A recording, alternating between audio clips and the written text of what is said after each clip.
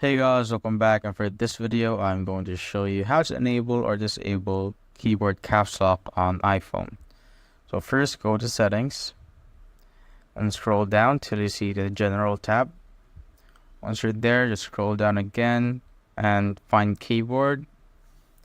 Once you're here on the keyboard options, just scroll down till you see the enable caps lock option right there and just turn it off. And if it's turned off, this will happen. So I'm just going to go to notes.